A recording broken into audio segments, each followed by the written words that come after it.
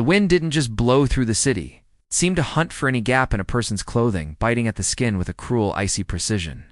Elias pulled his thin denim jacket tighter around his chest, but it was a losing battle. Fabric was old, the insulation long ago compressed into nothing, and the zipper had a habit of catching halfway up. He stood on the corner of 5th and Main, his breath coming out in thick white plumes that vanished into the gray twilight. He looked down at his hands. They were calloused and stained with the faint, stubborn grease of a machine shop that had locked its doors for the last time 3 days ago. He reached into his pocket and felt the familiar crinkle of paper. He didn't need to pull it out to know what was there. It was a single $5 bill and 5 ones, crumpled and damp from the sweat of his palms. $10. That was the sum total of his worth in that moment. It was his dinner, his bus fare for tomorrow's interview at the warehouse across town, and his hope for the next 48 hours. His stomach gave a low, hollow growl. A reminder that his last meal had been a sleeve of generic crackers and a tap water coffee nearly 10 hours ago. The hunger wasn't just a sharp pain anymore. It was a dull, heavy ache that made his limbs feel like lead.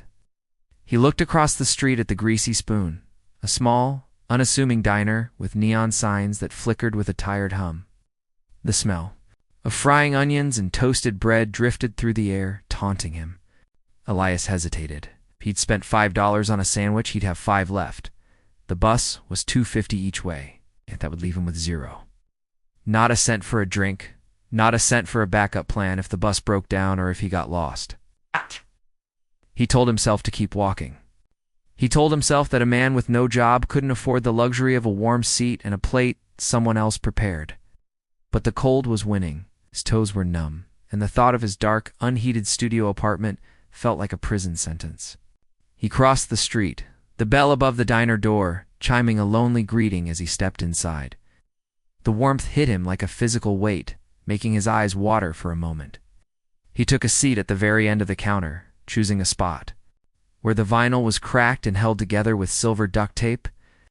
He didn't want to take up a good spot. He felt like a ghost in a world of living people.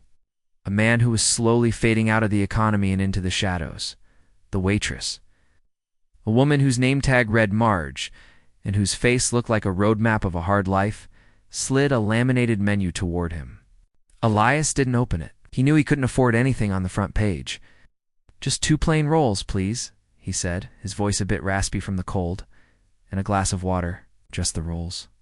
Marge looked at him, her eyes softening for a fraction of a second. She'd seen this look before, the look of a man who was counting pennies in his head. "We've got a soup special, honey. $3. Elias shook his head gently, offering a small, tight smile. "Just the rolls, thank you." As he waited, he tried to focus on the warmth, letting it seep into his bones. He tried to think about the interview tomorrow. It was a janitorial-led position. It wasn't what he was trained for. He was a skilled mechanic, but the factories were moving out. The help-wanted signs were disappearing. He needed this. He needed the dignity of a paycheck. He needed to feel like he was part of the world again. He shifted in his seat, his eyes wandering toward the back of the diner. That was when he saw them. In the corner booth, furthest from the heater, sat an elderly couple. They were dressed neatly, but their clothes were as tired as his. The man wore a suit jacket that was 2 sizes too big for his thinning frame, and the woman had a knitted shawl wrapped tightly around her shoulders, her hands trembling slightly as she held a white ceramic mug. Elias watched as the woman lifted the mug to her lips. She didn't drink, she just inhaled the steam. He looked closer and realized there was no teabag string hanging from the side, no dark color of coffee. It was just hot water. They weren't talking.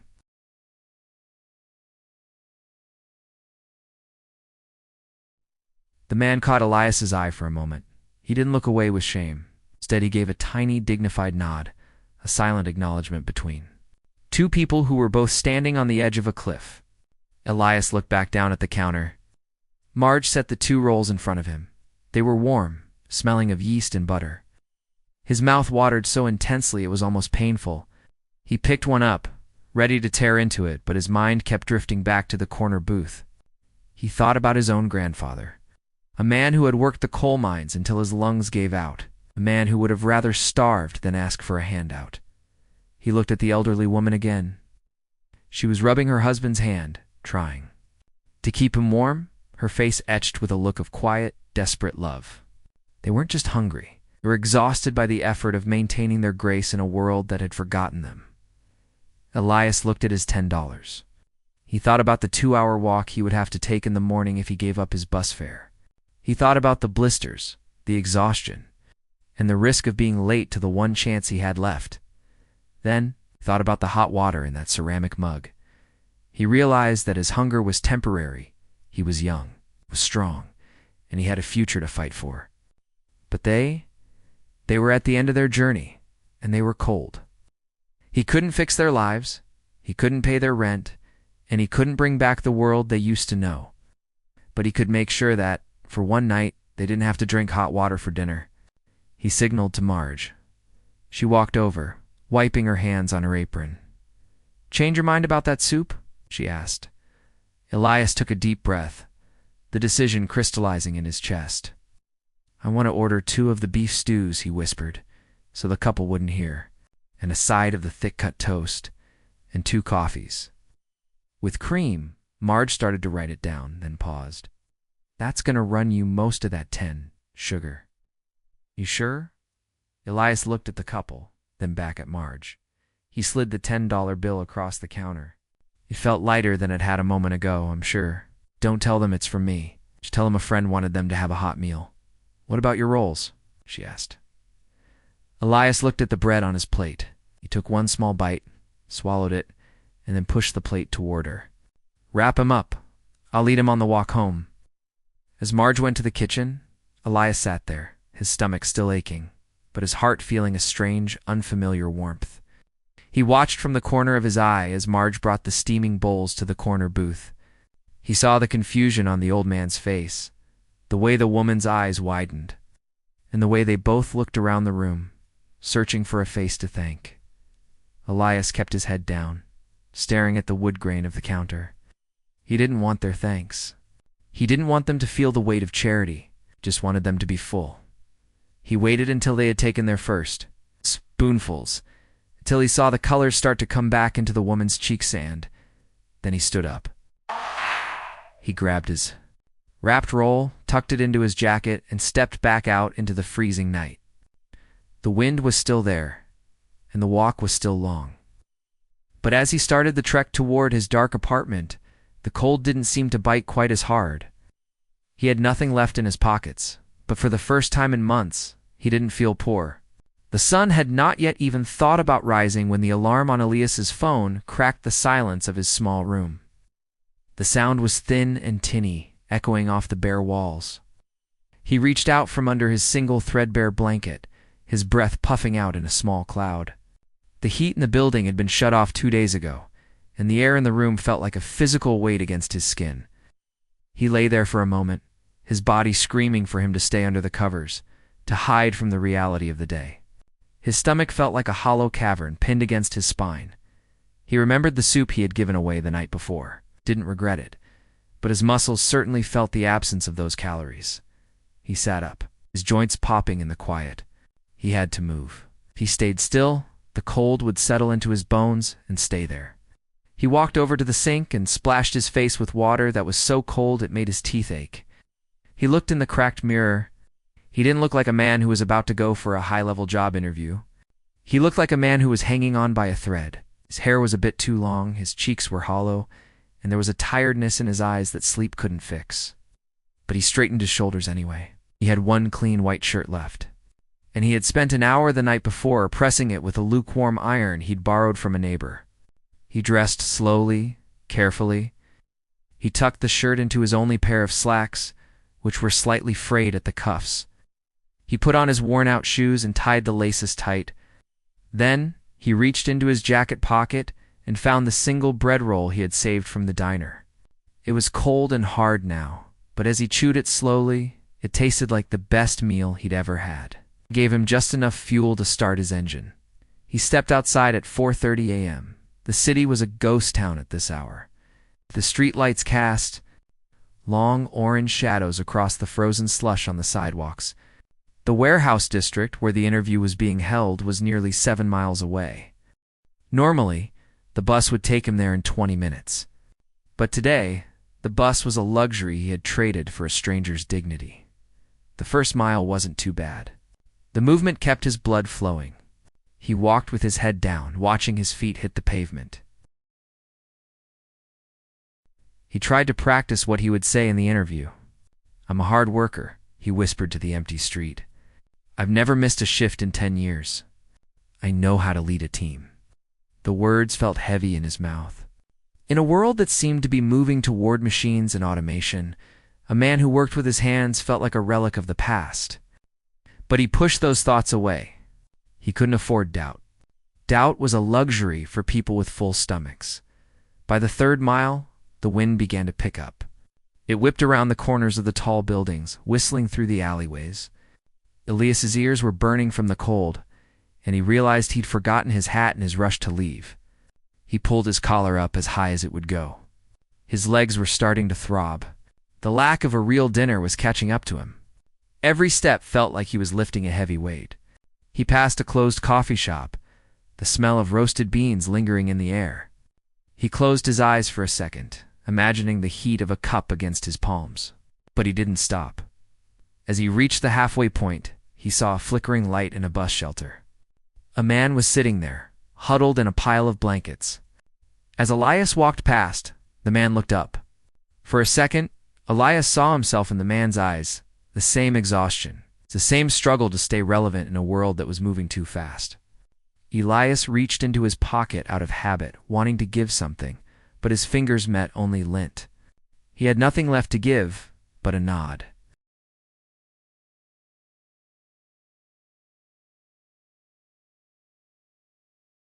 His pace was slowing down.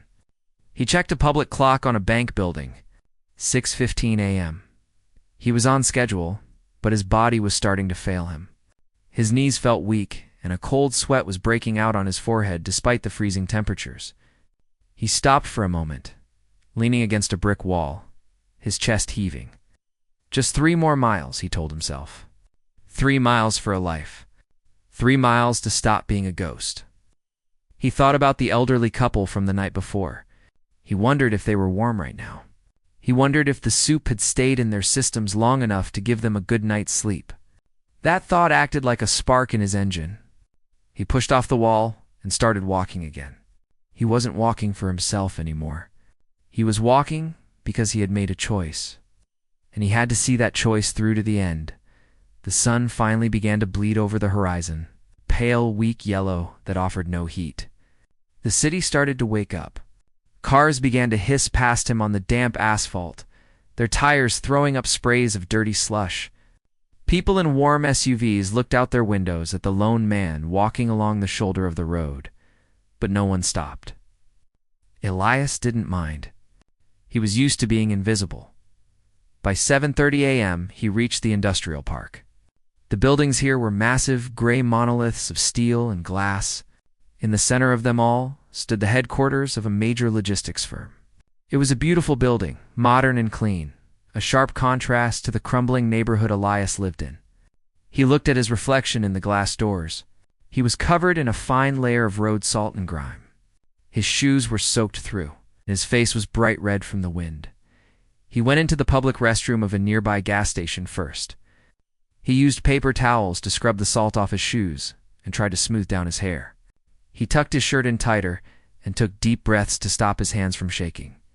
He looked at himself in the mirror and tried to find the man who had once been the lead mechanic at a thriving shop. He straightened his back, wiped the sweat from his brow, and walked toward the main entrance of the corporate building.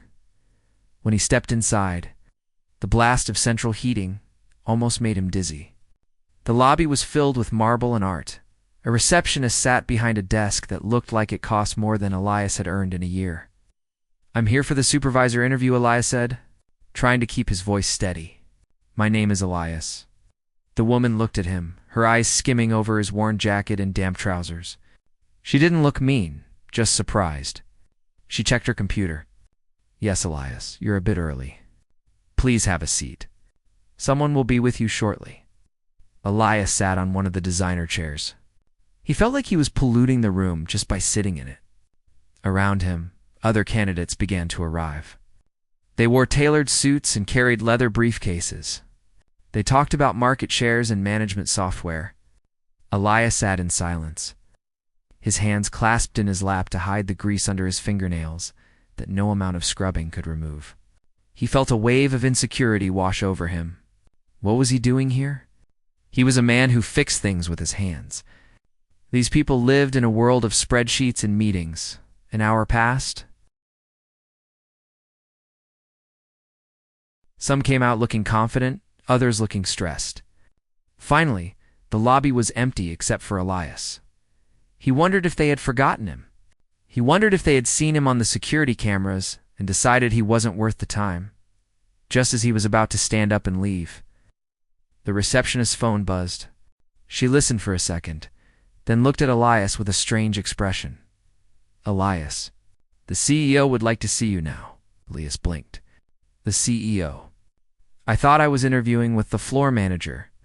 The instructions came from the top floor, she said, her voice now containing a hint of respect. Please take the elevator to the 12th floor. Elias stood up, his legs feeling like they were made of lead. His heart hammered against his ribs.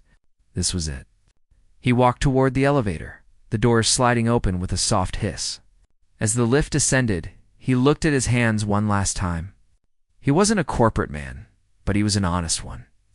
And as the doors opened onto the top floor, he realized that his life was about to change in a way he never could have imagined. The elevator ride felt like it lasted a lifetime. Elias stood perfectly still, watching the numbers on the digital display climb higher and higher. Each floor he passed felt like another step away from the world he knew, the world of rusted metal, cold tea, and empty pockets. When the bell finally chimed for the 12th floor, his heart was beating so hard he thought it might actually bruise his ribs. The doors slid open to reveal a hallway lined with thick, plush carpet that swallowed the sound of his footsteps.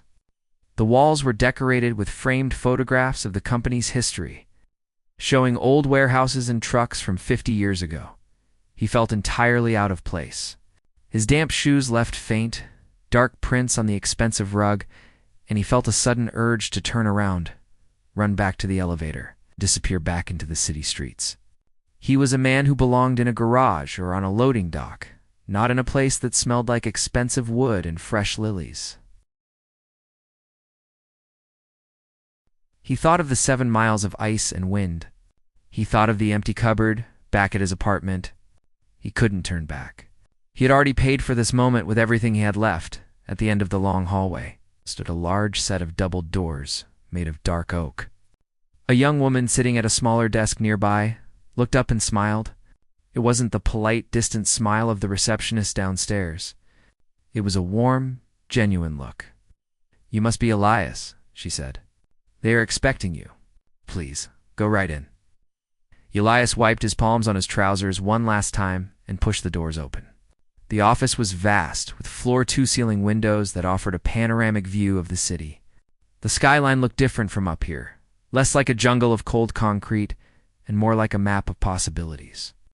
In the center of the room was a large mahogany desk, and behind it sat a man in his 50s, wearing a sharp gray suit. He looked like the definition of success, confident, polished, and powerful. But it wasn't the man behind the desk that made Elias stop in his tracks. Standing by the window, looking out at the morning sun, was an older man. He was wearing a different coat now, one that looked warm and expensive.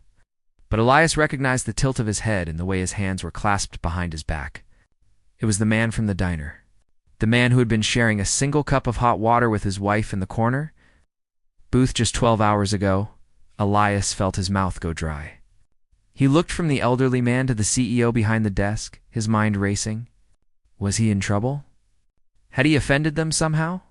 Maybe the anonymous meal hadn't been so anonymous, and they felt insulted by his pity. "Come in, Elias," the man behind the desk said, standing up.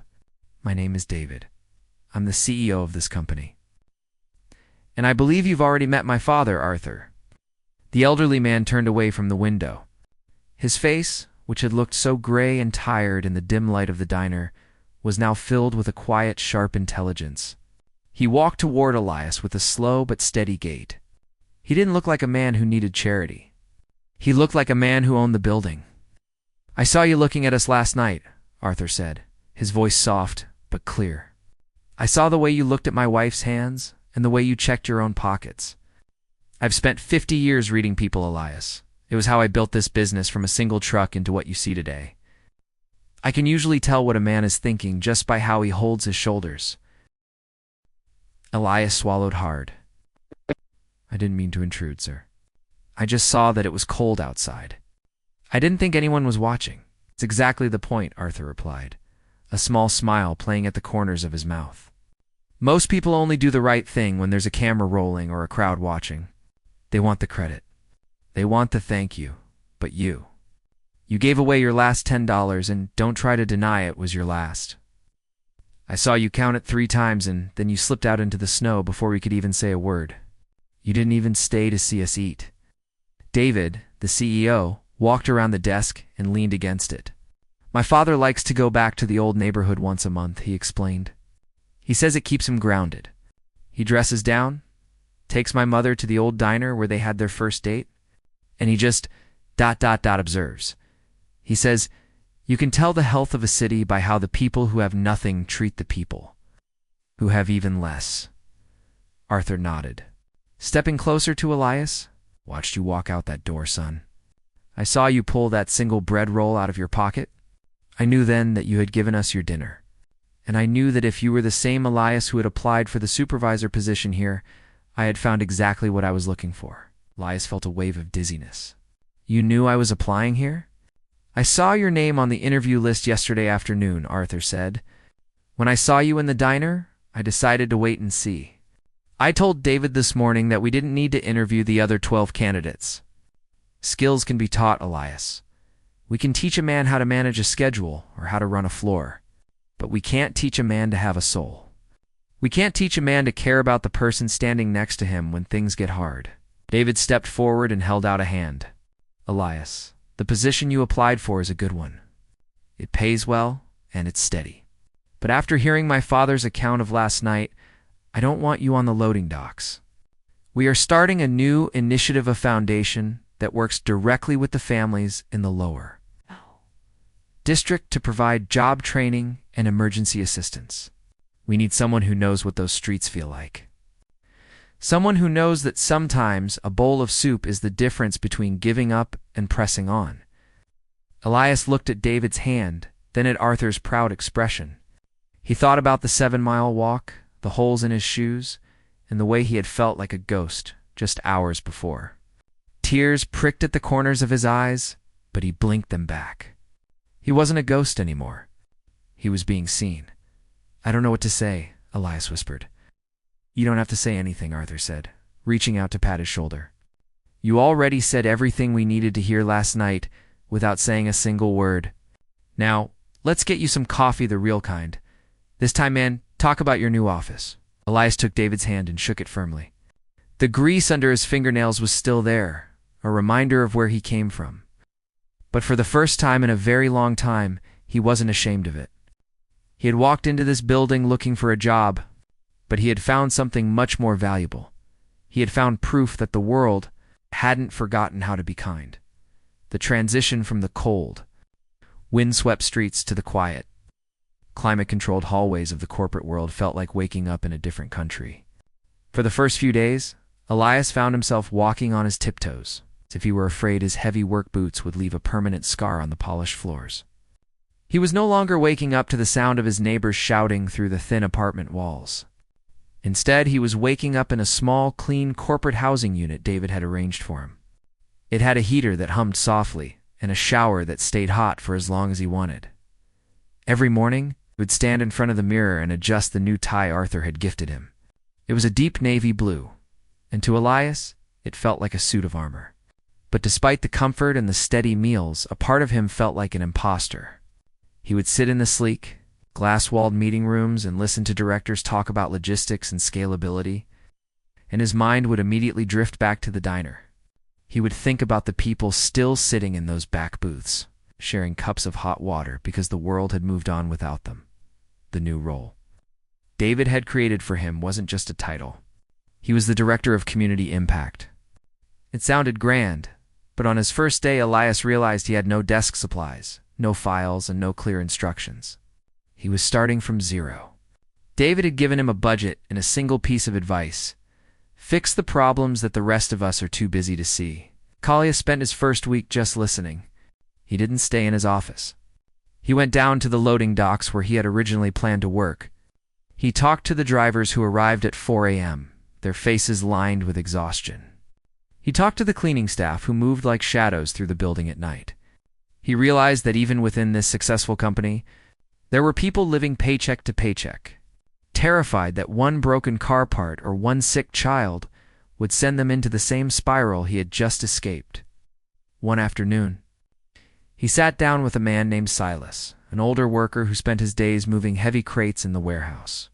Silas was a man of few words, his skin leathered by decades of manual labor. "You're the guy Arthur picked, aren't you?" Silas asked, wiping sweat from his forehead with a grease-stained rag. Elias nodded. "I'm trying to figure out how we can help. Not just with a one-time check, but for real."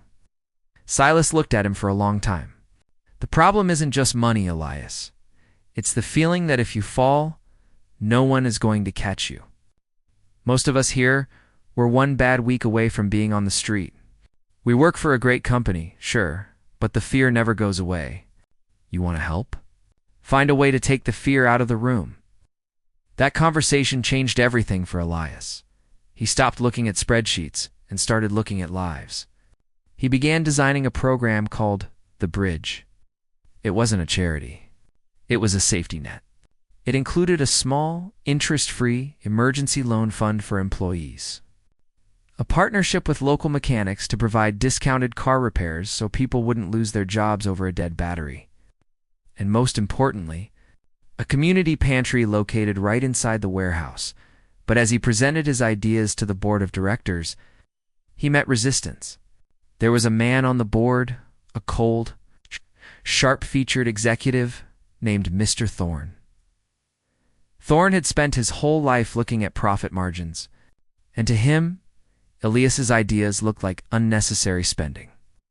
"We aren't a social service agency," Elias Thorne said, tapping a silver pen against the table. "We are a logistics firm. Why should we pay for an employee's car repair? If they can't get to work, that's their responsibility. We hire them to do a job, not to raise them." He remembered the 7-mile walk in the snow. He remembered how his legs had felt like lead and how his spirit had almost broken before he reached the doors. He stood up, not with aggression, but with a quiet, steady strength that surprised even himself. "It's not about raising them, Mr. Thorne," Elias said, his voice calm. "It's about protecting the investment we've already made. When Silas or any of the men downstairs are worried about how they're going to feed their kids tonight, they aren't thinking about logistics. They're thinking about survival. A man who is surviving can't give you his best work, but a man who knows his company, has his back, that man will move mountains for you. I know because I've been that man on the outside looking in." The room went silent. Arthur, sitting at the end of the table, leaned back and crossed his arms, a ghost of a smile on his face. He didn't say a word. He wanted to see how Elias would handle the pressure. David broke the silence. "Elias is right. Our turnover rate in the warehouse is 20%. Do you know what it costs us to train a new worker every time someone loses their car or their housing? It's 3 times the cost of the repairs Elias is proposing. This isn't just kindness, Thorne. It's good business."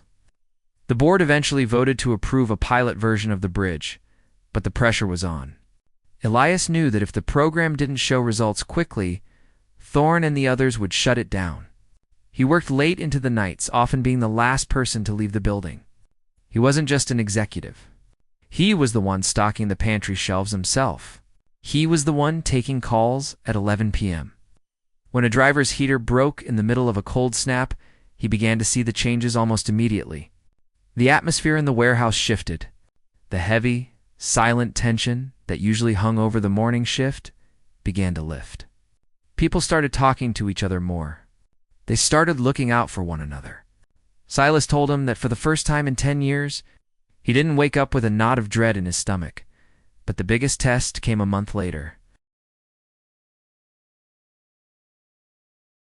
The city ground to a halt. Power lines went down, and the temperature plummeted.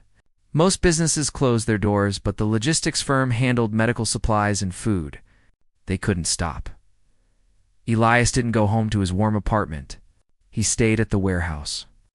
He set up cots in the break room for drivers who couldn't make it home. He used his fund to buy enough food to feed 100 people 3 meals a day. He spent the night walking the floor, checking on everyone, making sure no one was slipping into the cracks of the storm. In the middle of the night, he found a young worker sitting by the loading bay, staring out at the whiteout conditions. The boy couldn't have been more than 20. He was shaking, not from the cold, but from stress. "My mom is home alone," the boy whispered. "The power went out at her place. I can't get to her, and I can't afford a hotel for her near the hospital where it's warm." Elias didn't hesitate. He didn't check a manual or ask for permission.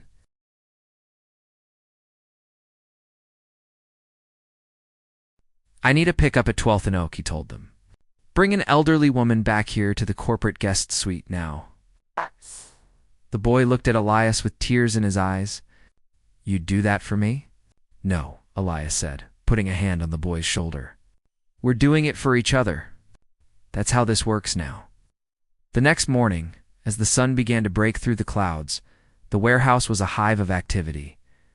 Every single worker had shown up or stayed through the night, not because they were afraid of being fired, but because they felt they belonged to something that cared if they lived or died.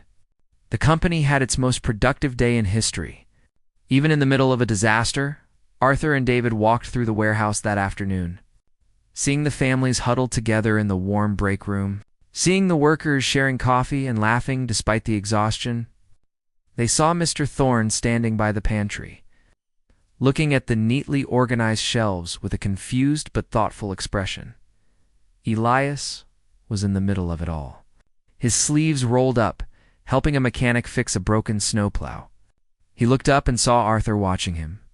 The old man didn't say anything, but he gave the same tiny, dignified nod he had given in the diner. Elias realized then that his life hadn't just taken a turn because of a lucky break. It had taken a turn because he had dared to believe that even when you have nothing, you still have the power to change someone else's world. He had walked 7 miles to find a job, but he had ended up finding a purpose. A year had passed since the night the wind nearly broke. Elias's spirit on his way to the diner. Time is a strange thing. When you are struggling, a single hour feels like a week. But when you are living with purpose, a year vanishes like a breath in the cold air. Elias stood in his office, which was no longer a bare room, but a space filled with maps of the city. It's marked with locations where the bridge program had expanded. He was no longer the man in the thin denim jacket. He wore clothes that fit him well, and his face had filled out. The hollow shadows under his eyes replaced by the kind of light that only comes from knowing you are exactly where you are supposed to be. But Elias had never let himself get too comfortable. He made it a rule to never spend a full day behind his mahogany desk. He knew that the moment he stopped smelling the diesel fumes of the trucks and the metallic scent of the warehouse, he would lose the very thing that made him good at his job. He still carried a small silver coin in his pocket, not because he needed it for a phone booth or a bus, but to remind himself of the weight of that last $10 bill he had once. Pushed across a greasy counter, the company had changed. It had become a community. The turnover rate had plummeted, and the air in the hallways felt lighter. Even Mr. Thorne, the man who had once fought every cent of Elias's budget, had stopped grumbling. In fact, Elias had caught Thorne secretly donating a large sum to the community pantry last Christmas. It seemed that kindness, much like the cold, was contagious. Once it got into a building, it found its way into every corner. One Tuesday afternoon, David walked into Elias's office. He looked older, the stress of running a global firm showing in the lines around his eyes, but he looked happy. "My father wants to see you," David said, leaning against the doorframe. "He's at the old house. He said it's important." Arthur had stepped back from the business almost entirely over the last few months, spending his time with his wife, the woman Elias had seen in the diner. Elias hadn't seen them in a few weeks, and he immediately worried if something was wrong. He drove across town, passing through the neighborhood where he used to live. He saw the apartment building where he had spent so many nights shivering under a single blanket. It looked smaller now, less like a fortress of misery, and more like a chapter in a book he had finished reading. He pulled up to Arthur's home, a beautiful but modest house on the edge of a park. Arthur was sitting on the porch in a rocking chair, a thick wool blanket over his legs. His wife, whom Elias now knew as Mrs. Helen, was sitting next to him, knitting something soft and green. When they saw Elias, their faces lit up with the kind of warmth usually reserved for a grandson. "Sit down, Elias," Arthur said, gesturing to a chair. "Helen, get this man some lemonade. He looks like he's been working too hard again." "I enjoy the work, sir," Elias said with a smile, taking a seat. They talked for a long time about the program, about the people Elias had helped, and about the future of the company. But Elias could tell there was something else on Arthur's mind. The old man kept looking out at the trees, his eyes distant and thoughtful. "Elias," Arthur said finally, his voice dropping to a serious tone, "when I sat in that diner a year ago, I wasn't just looking for a good person. I was looking for a successor, not just for the company, but for a philosophy. I'm tired, son. My bones ache, and I want to spend what time I have left watching the birds with Helen." He reached into his pocket and pulled out a small, leather-bound book. He handed it to Elias. Inside were the deeds to several small properties across the city, the very buildings where Elias had grown up and struggled. "I bought these months ago," Arthur explained. "I want you to turn them into the bridge centers, not just for our employees, but for anyone. I want kitchens, classrooms, and warm beds, and I want you to run the entire foundation. Not as an employee of the company, but as the head of your own entity. David will fund it, but the vision belongs to you." Elias looked at the papers, his hands trembling. This was more than a promotion. It was a legacy. "Arthur, I don't know if I'm the right person for this. I'm just a mechanic." Arthur leaned forward, his eyes sharp and piercing. "You were never just a mechanic, Elias. You were a man who saw a hungry couple and didn't ask if they deserved to be fed. You didn't ask for their ID or their history. You just saw their need. That is the only qualification that matters in this world." Elias stayed for dinner, a real meal filled with laughter and stories.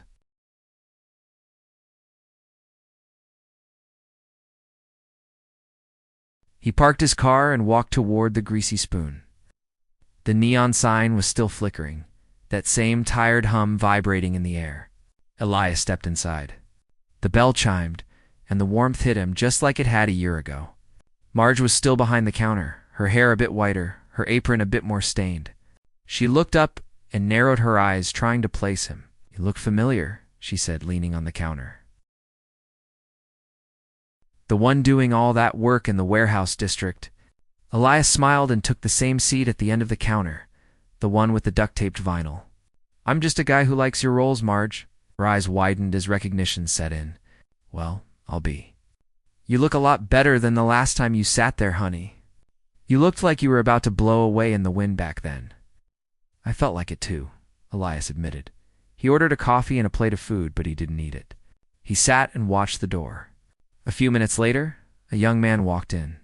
He looked exactly how Elias had looked. Shoulders hunched against the cold, a thin jacket that offered no protection, and eyes that were darting toward the prices on the menu with visible fear. The young man sat down and asked for a glass of water. Elias didn't wait. He didn't hesitate. He caught Marge's eye and nodded toward the young man. He pulled out $100 bill and slid it under his coffee cup. "Give him whatever he wants," Elias whispered as Marge walked by. "And tell him his bus fare is covered for a month. Tell him. Tell him the world is bigger than this diner." Elias stood up and walked out before the young man could see him. As he stepped onto the sidewalk, the cold air hit his face. It was just as biting as it had been a year ago, but this time he didn't shiver. He stood tall, looking up at the city lights. He realized that his life hadn't turned because of the money or the title or the fancy office. His life had turned the moment he realized that no matter how little you have, you always have enough to be a light for someone else. The walk to his car was short, but in his mind he was still walking that 7-mile stretch in the snow. Only now, he wasn't walking alone. He was walking with the thousands of people he was going to help. A long line of souls moving out of the darkness and into the warmth. Elias started the engine and drove away. A man who had been lost and found in the span of a single night, leaving behind a trail of kindness that would outlast the winter and every winter to come.